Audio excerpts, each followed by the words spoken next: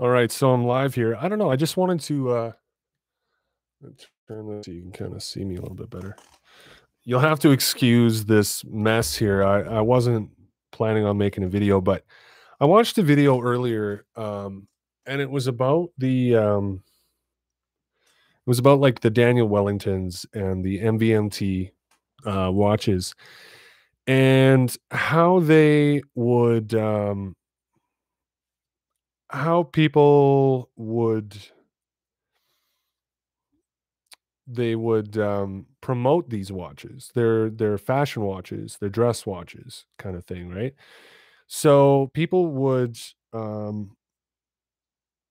they would promote these watches, and I would see, there's one video out there. It's about I think it's called something like um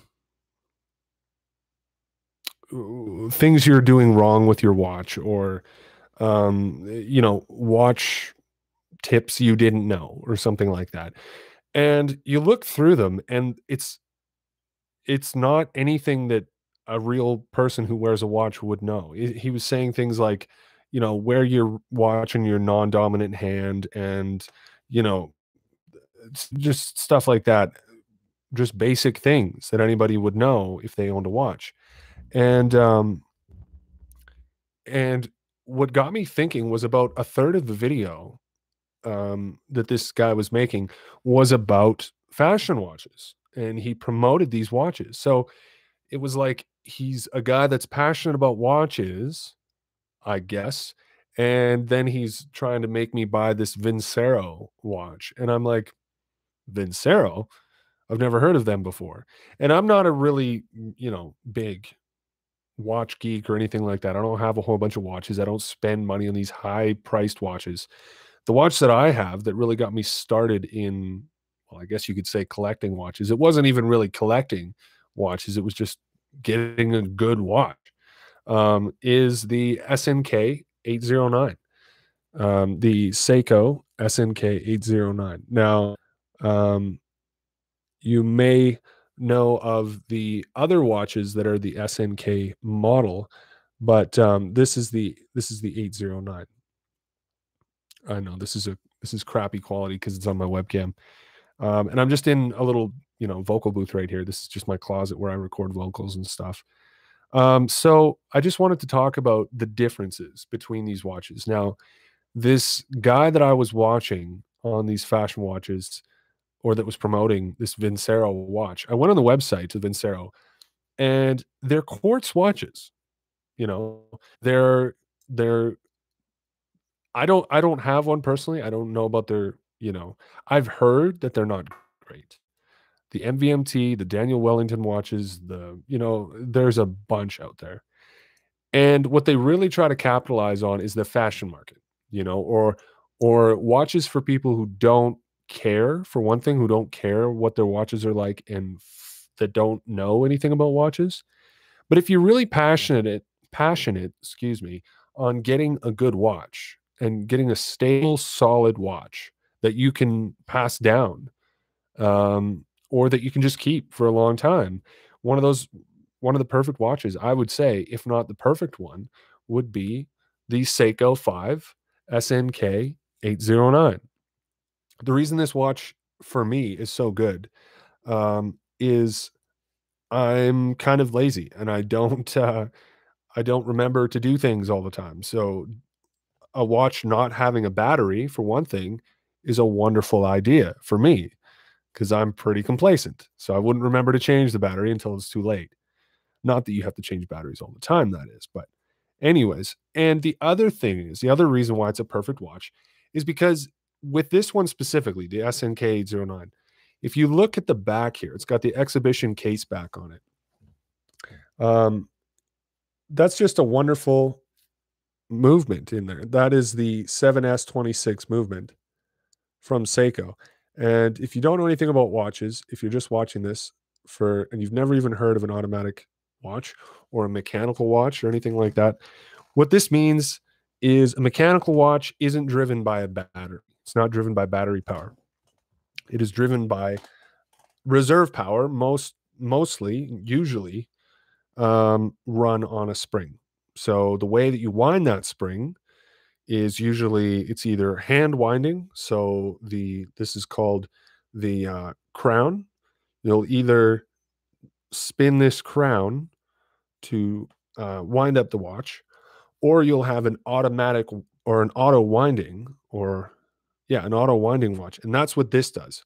So instead of having to wind the watch personally with myself, it winds it automatically with this. It's called a little rotor. That's a rotor in there. And that is what winds the watch and gives it power. So when you're walking down the street and this is moving around, it's winding the watch. I don't know if you can hear that at all, but there's a little bit of a rattle in there because that's the rotor. Now I wouldn't do that all the time. I wouldn't shake it like that all the time because that's not great for it. But just to give you an idea of how an auto winding or a self winding or a self winding watch works, that's how. So that's one plus. And the other thing is, if you're concerned about attention to detail, horology, which is just the study of time over history, timekeeping, time telling, from sundials to pocket watches to wristwatches to you know, and the entire span of history of that time. It's basically just the interest in timekeeping. So, anyways, the reason why this is a perfect starter watch is because the price on this guy. This guy is, and it's on Amazon right now. For this watch personally, now I live in Canada, so it's going to be a little different for my US friends. But this watch is 86 or sorry, $87 Canadian. So that's roughly, I don't know, 60, $70, probably $65 or something like that. I don't know the exchange rate. But for $65 or, 60 to $70, 86 to $90 in Canada, this is an amazing price. Now, what you're getting when you get this watch, and I'm, the band itself is nothing to really write home about. It's just a canvas band or a nylon band or whatever you want to call it. It's not a NATO strap. It's a double layer strap. It does have some nice little, I mean, it works. It's not great, but it's got some little reinforcement on the notches for your adjustment. This watch here that I have I polished this one.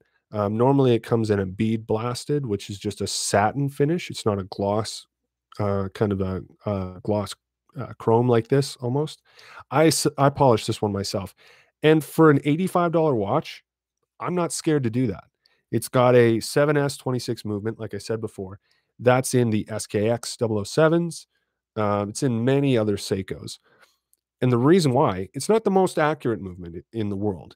I think it's, from minus 20 seconds to plus 40 seconds a day. So you may have to be checking the time on it and you know, adjusting your time accordingly, just depending on if it's slow or fast. But the point is, if you really want to get into watch collecting or even having just a good watch that will last you, that will hold up well, this watch isn't too big. On my wrist, it's not it's not too big, it's not too small. Now, I don't know if I have big wrists or small wrists, I'm not sure, but for me, it's perfect. It's a perfect watch.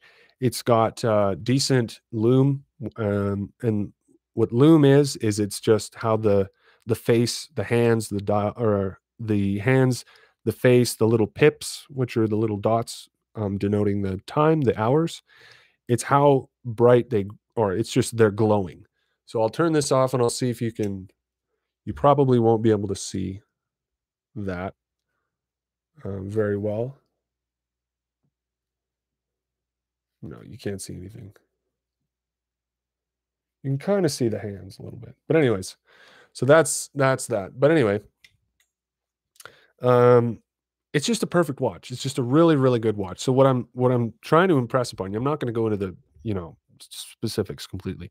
But what I'm trying to impress upon you is that before you buy a Daniel Wellington, before you buy an MVMT or anything like that, if you want to get into an automatic self-winding watch, that has some really good history behind it. This watch is from, I believe they were introduced in the 60s, like 1961 or something like that, because they just wanted a good, robust watch that would last, that looks good with really anything. I mean, you can wear this with most anything and it's going to be good. You're not gonna It's not gonna be this big gaudy watch like from Invicta or something like that, or one of these crazy big gaudy things on your wrist like a hunk of metal. No, it's gonna be a nice little utilitarian if you just want to know the time, you want to know what time it is, um, and and have a quality timepiece with a quality movement in it. This movement is from Seiko. It's made in house. Well, it's somewhat in house because this one's from Malaysia. I don't know if they make the internals in Malaysia, but anyways, what it means by in house movement is that Seiko makes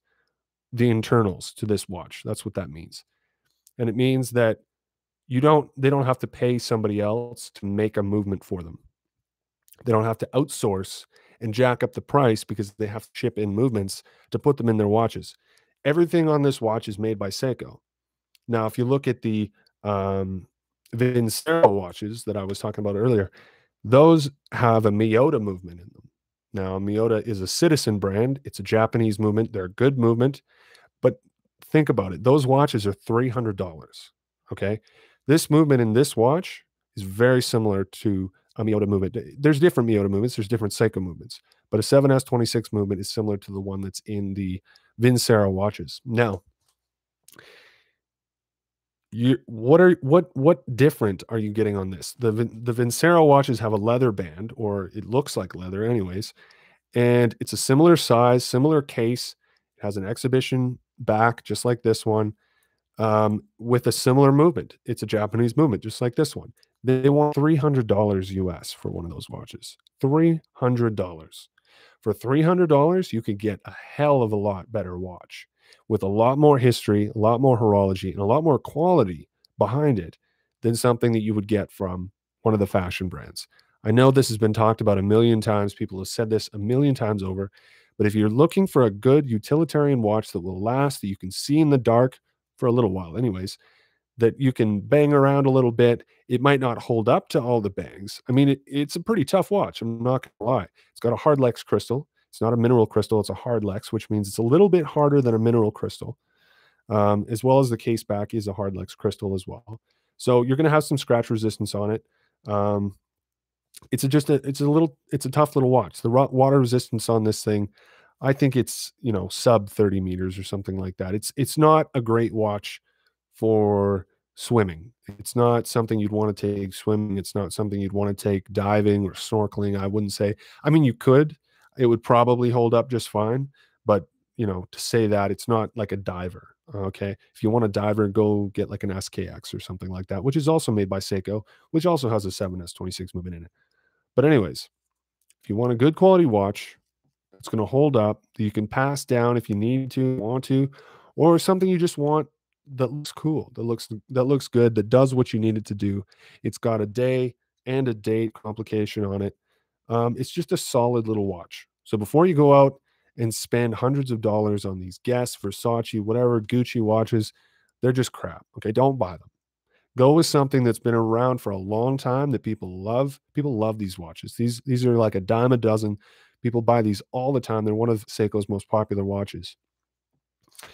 Um, if you're looking for a watch, go ahead and get one of these, an SNK809.